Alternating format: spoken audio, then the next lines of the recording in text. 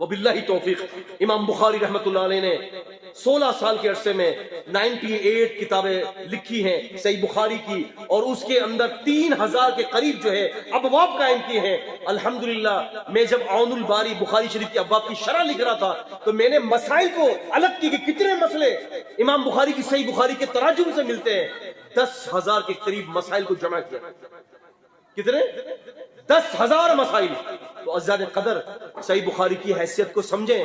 یہ صحیح بخاری صرف 12 مسائل کے لیے نہیں ہے، یہ صحیح بخاری قیامت تک کے سارے مسائل کا حل پیش کرتی ہے۔ اللہ تعالیٰ سے دعا کرتا ہوں اللہ تعالیٰ مجھے اور آپ کو صحیح بخاری کو، قرآن مجید کے ساتھ صحیح بخاری کو سمجھنے کی توفیق دے اور اس پہ عمل کی توفیق عطا فرمائے۔ نبی کریم صلی اللہ علیہ وسلم جہری اور خفی دونوں طرح جنازہ پڑھنا جائز ہے، لیکن جو خفی نماز جنازے میں سورہ فاتحہ نہیں پڑھتے ان کا جنازہ ہو جائے گا۔ جنازہ دیکھیں بات یہ ہے کہ صلو علی صاحبکم، کہ جنازہ اپنے ساتھی پر جنازہ پڑھو، نماز پڑھو۔ نبی پاک صلی اللہ علیہ وسلم نے اس کو نماز قرار دیا ہے جنازے کو۔ لا صلاۃ لمن لم یقرأ بفاتحۃ الکتاب کے عموم سے جنازے کے اندر کوئی سورہ فاتحہ اگر نہیں پڑھے گا تو اس کی نماز نہیں ہوگی۔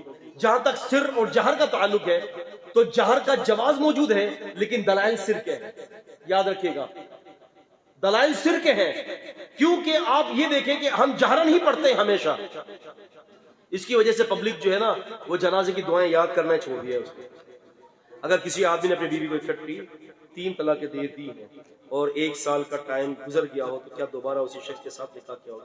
دیکھیں طلاق اگر اس نے پہلے تو یہ بتائیں کہ طلاق کتنے عرصے میں 3 طلاقیں دی ہیں۔ اگر اکٹھی دے دی اور اس کے بعد 3 ماہ کا عرصہ گزر گیا تو 3 ماہ کے عرصے کے اندر اس کی عدت مکمل ہوگی۔ 3 طلاقیں اگرچہ اکٹھی دی ہیں وہ ایک ہی ہوگی، لیکن اس کا جو پیریڈ ہے وہ 3 ماہ ہے۔ اگر 3 ماہ کے اندر وہ رجوع نہیں کرتا اور 3 ماہ گزر جاتے ہیں تو وہ اس کے نکاح سے خارج ہو جائے گی، وہ کہیں اور شادی کر سکتی ہے۔ لیکن اگر دونوں ایک دوسرے کے ساتھ دوبارہ نکاح کرنا چاہتے ہیں، ملنا چاہتے ہیں، تو نئے نکاح اور نئے مہر کے ذریعے ملا جائے گا۔ وتر کے بعد نفلی نماز پڑھی جا سکتی ہے کہ نہیں؟ دارمی کے اندر سنن دارمی میں سیدنا ثوبان رضی اللہ عنہ سے حدیث نقل کی گئی ہے کہ نبی پاک صلی اللہ علیہ وسلم وتر کے بعد بھی 2 رکعت پڑھ لیا کرتے تھے۔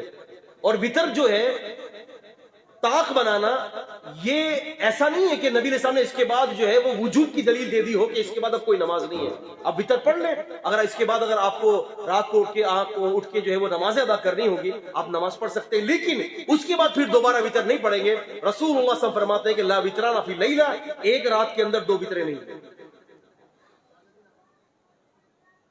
سجدے میں دعا کر سکتے ہیں ٹھیک ہے، لیکن مسنون دعائیں ہوں، لیکن جو نوافل اور جو فرائض ہوں گے تو ان نوافل اور فرائض کے اندر وہ دعائیں پڑھیں گے عربی میں جو نبی پاک سے ثابت ہے، ورنہ اگر آپ ایسی سجدہ کر کے دعائیں کر سکتے تو جتنی آپ نے دعائیں کرنی کر لیں۔ بتا دیں نا بہتر کے بعد ٹھیک ہے جی۔ السلام علیکم و رحمۃ اللہ، سبحانک اللہم و بحمدک، اشہد ان لا الہ الا انت۔